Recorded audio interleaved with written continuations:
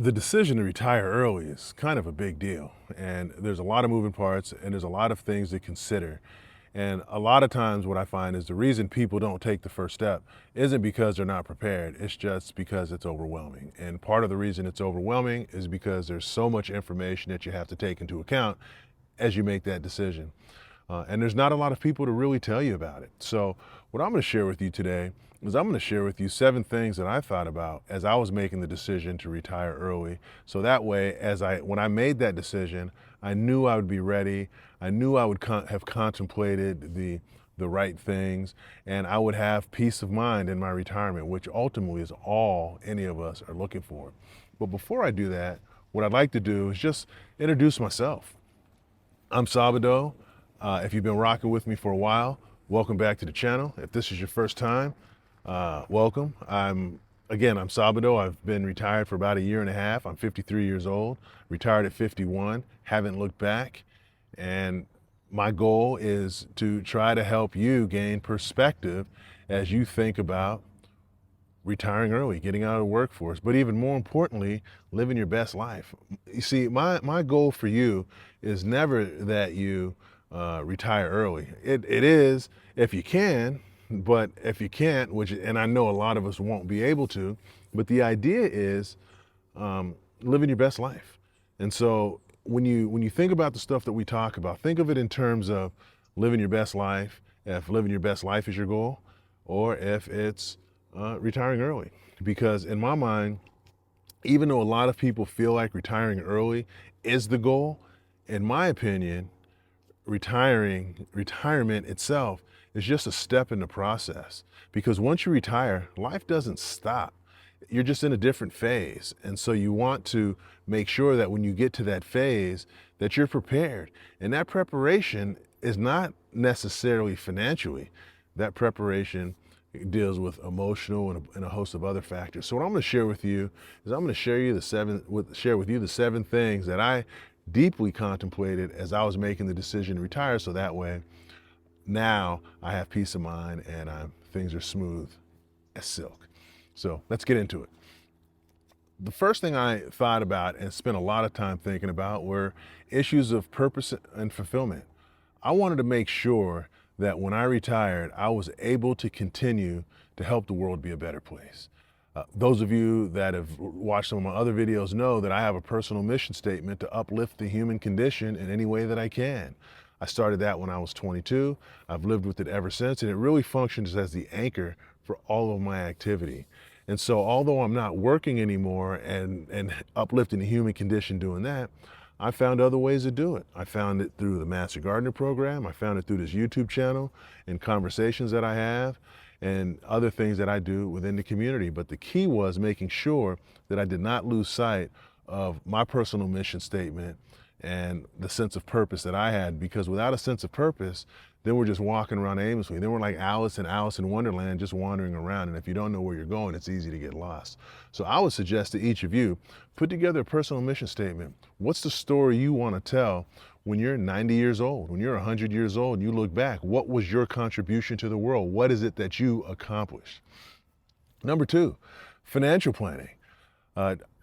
We got a financial advisor about 8 years ago, and I know if you look at each video, it's going to have a different amount of time, because I don't know if it was 8 years ago, 9 years ago, 7 years ago, but we went and got a financial planner to make sure that our portfolio was gonna withstand the test of time. Number 1, we wanted to make sure it made sense, and number 2, we wanted to make sure it withstood the test of time and make sure that we're invested correctly, and plan for things like healthcare, plan for things like taxes, plan for things like long-term care, so that way we don't find ourselves down the road and everything falls apart because we didn't contemplate those. But part of where you gain the most peace of mind is just making sure that you have a solid financial plan, whether you have pensions, whether you have 401ks or any of those different types of financial tools to help keep your bills paid.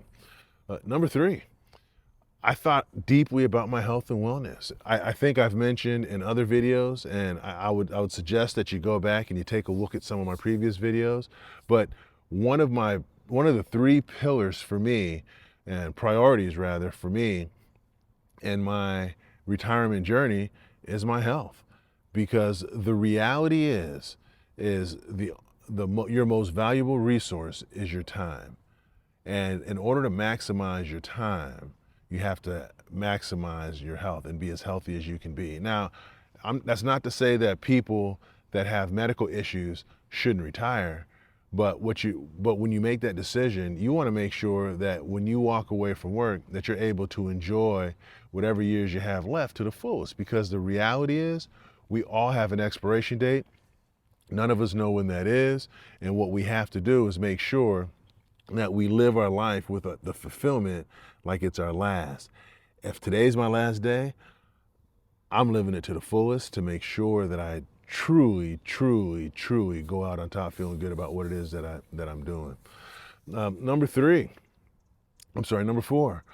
I thought about travel and exploration. My wife and I thought about, if we're going to travel, where are some of the places that we want to go? What are some of the places that we've never been to that we've always wanted to go? And so each year we started going on a different trip. So last year we went to the Panama Canal.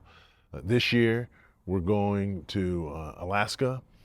Next year we may go to New Zealand or someplace else. We don't know, but we have a list of about 10 or 15 places that we want to go when we retire. So I would suggest to you that you put together a list, put it down on paper, write it down. We keep it in our Apple Notes, so that way we have a shared note that goes between the two of us. We put stuff on there. We have about 10 places that we want to go. And because I'm only 53 and my wife is about the same age I am, a couple years older, we have plenty of time. Because you start with your slow-go years, your go-go years, where you're just running, ripping and running, because that's when you have all your energy. And we want to do most of our traveling then, and we have at least 10 years while we're in our go-go years, and then we hit our slow-go years, then we may do some different things. And one of the other pieces besides just our bucket list places is, you can see behind me, I'm camping. And my RV, you'll see it in a different video, but we have our RV right down the way. But one of the things I wanted to do was make sure that I got out in nature and just enjoyed nature, enjoyed the air, enjoyed the leaves, enjoyed the trees, enjoyed the shaky park bench tables, and just hung out and just breathe. Because when we're working, we don't have time to do that. That's not something that, when I was working 50, 60 hours a week, charging hard, traveling a lot, moving and shaking. Didn't have a lot of time to process things, didn't have a lot of capacity to deal with a lot of different stuff. So we really have prioritized travel and exploration just to see different things, learn different things, and experience things in a different way, because it's a lot different when you go on a camping trip or you go on a vacation and you come back and you don't have the pressure of having to get rested or get your laundry done so you can go to work on Monday. For me, every day is like Saturday. So when I come home, I figure out what it is that I'd like to do, because my life is already set up in such a way that I have peace and I enjoy my days, but I still have things that I want to get accomplished. And so I'm able to focus on those things that fill my cup, as opposed to the things that fill the organization's pockets. The next thing I started to prioritize and really contemplate were my relationships, and my family relationships, my relationships with my friends, my relationships with people that I'm close to. When you're working, it's interesting, because when you're working, there's a big focus on networks. So you network so you can get ahead. You network so you can get promoted. You network so you can get the next industry-wide thing or whatever it is. Everybody's networking. You have all these people around you. You're doing all this stuff. You have all these people that you work with. But folks, when you retire, a lot of times it's a slow burn, but a lot of those folks fall off. And then you're left with the people that you knew outside of work. And what I found was, I had a lot of people that I knew that I spent time with them, not because they were filling my cup necessarily, but because they fit a certain time slot. And so what I had to do is, I had to be honest about those relationships and really try to understand what was the nature of those relationships. Were they filling my cup? And did I feel good when I was spending time? If the answer is yes, fine. If the answer is no, then I figure out, how do I get there? Or is that a relationship that I need to jettison? And there's a few people that I had to jettison off the side, because I didn't feel good. Because again, when you're living your life on your terms, doing what you want to do, then you just want people that are around you that are going to make you happy, that you're going to enjoy, that are going to challenge you. I have good conversation with friends. I have arguments with my friends, and we challenge each other on thoughts and ideas, and we speak on an emotional level to help us, because again, as men, we don't speak on an emotional level enough. And so we practice with each other. But one of the things that happens when you retire is you have more capacity to think. And with that higher capacity, or that increased capacity to think, you're able to be more thoughtful. And I think what it did for me is it helped me become a better friend to the people that I choose to be friends with. And there's people that just fall off. And the reality is that's okay. The other thing I thought about is, and this ties into the first one, purpose and fulfillment. But again, my personal mission statement is to uplift the human condition. And so I had to figure out what are some of the ways that I can continue to give back to the community. What are some of the ways that I can continue to get involved or stay involved in the community? What are some of the things that maybe I didn't have time to do before that I want to do now, that I can do now? And so now I think I've mentioned, if I didn't mention it earlier, and if I did, I apologize if it's redundant, but the Master Gardener Program. One of the major components of the Master Gardener Program is volunteering and going to places and helping people learn how to garden. And so one of my roles in the community will be helping people understand how to plant their own food, helping people that live in maybe some impoverished areas learn how to grow fresh fruits and vegetables, working with the Tree Foundation to make sure that when people plant trees, they plant trees correctly. But again, it's about helping the community. One of the things that we also do is take food on a regular basis to the food pantries. We don't waste any food in our house. If we're not going to eat something, or we don't like something, or we buy something that we're eventually not going to use, most of us throw it away. But what my wife and I do is we take it to the food pantry. So that way, some of the folks that are on hard times, or I don't know what the word is, I can't think of the term, but we try to help by giving them the food that we're not going to use. It's perfectly good. We don't give them rotten food or anything like that. But what it does is it sometimes gives people access to fresh fruits and vegetables that they may not have had. And any of you out there that garden know that if you grow things like squash and cucumbers and tomatoes, at the end of the season, you always end up with too much. And a lot of times you try to give them to your neighbors, but because through the whole growing season you've been giving your neighbors, you've been donating to your neighbors out. You don't have your neighbor saying, no, I don't want any more zucchini. No, I don't want any more cucumbers. I have a whole cabinet full of tomatoes.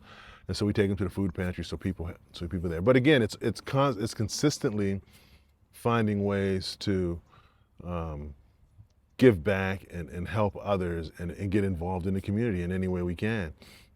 And then the last thing that we contemplated fairly deeply were just our lifestyle adjustments. Adapting to new routines, looking at how we manage our time. What do we do with our time? When do we go to bed? When do we wake up? How are we eating? I think I mentioned to you that I created 3 priorities and focused on 3 priorities: my time, my relationship with my wife, and my health. Because it does me no good as a healthy individual to retire and then become unhealthy. That does nobody any good. And then what would have happened is I would have essentially wasted my life, because I would have worked my whole life, and then by the time I get to the place where I can do what I want to do, I'm not able to do that because I can't move, because I'm not healthy. And so those types of lifestyle adjustments, spending time with friends and family. When am I going to do that?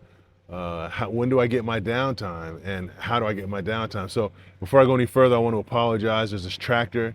I've been moving around all day trying to get away from these tractors, but we're just after the holiday.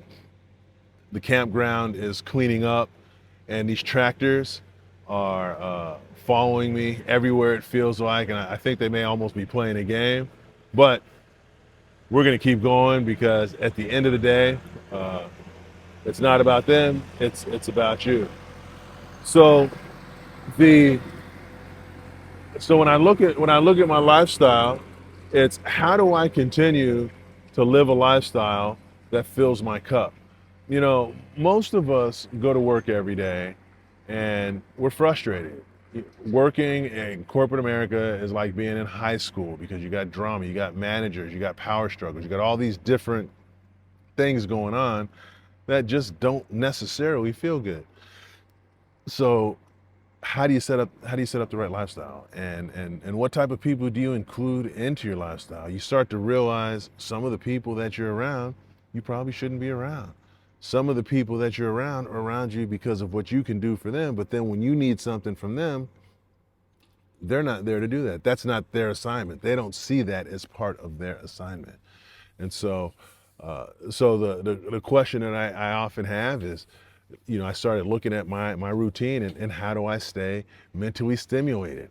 How do I how do I balance the activities between staying mentally stimulated and doing things that I want to do? I play golf. I go camping. I do a bunch of stuff. So, so those are the 7 things.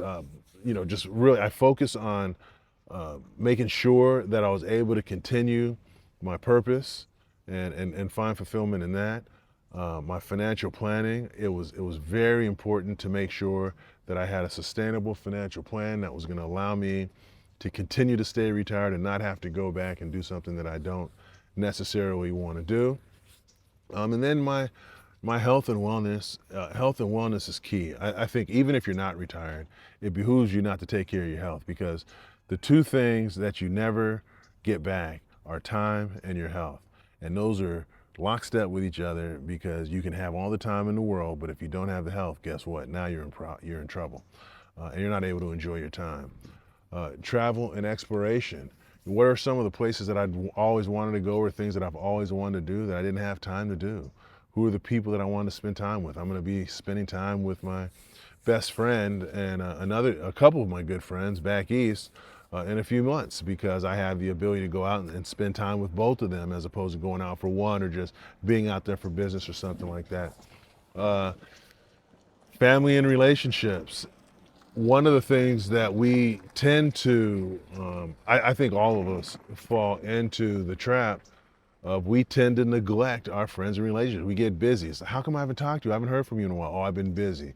Oh, I've got this, I've got that. And it happens a lot with your parents, particularly if your parents get older, and that's when they need you the most. Or just a lot of friends that fall off, not because you don't like them anymore, but because you just don't have the time. And so when you have the time, now you have the opportunity to make sure you rekindle friendships that you need to have, or spend the time, the appropriate one and get closer, to your friends, your family members, nieces, nephews, and grandkids. Community involvement. Community involvement was a big one, and so community involvement, just staying active, staying in the community, staying engaged, helping make the world a better place because you're in it, not in spite of it. And then the last one was lifestyle adjustments. And I really spent time thinking about, what do I want my lifestyle to be in retirement? Do I want to be a hard charging, super partying retiree, or do I just want to be super chill? At the campsite, I had the opportunity to meet a guy last night, and I told him, my whole life is just about the chill. Everything about me is about the chill. In fact, if you can see my shirt says, "It is what it is." And it's not getting too deep into any one thing or anything else. Are there things that are important? 100%. But I'm not going to spend my time stressing about those types of things. And so that's about all I had. I know this one is fairly quick, but I wanted to get it out to you, because as I talk to people are often asking me, what are some of the things that you thought about, and how did you get comfortable with the decision? And I think you would be surprised at how many people don't take action because they get overwhelmed by all the thoughts that come into their mind. And if those thoughts come in and they're not organized, then it's like you're at the tip of the funnel with gallons of water going into a 2-ounce funnel, and what happens, the water just trickles through because it's coming in too fast. And so hopefully what this will do is give you an organized set of things to think about as you're looking at retiring. And again, even if it's not retiring, it's living your best life.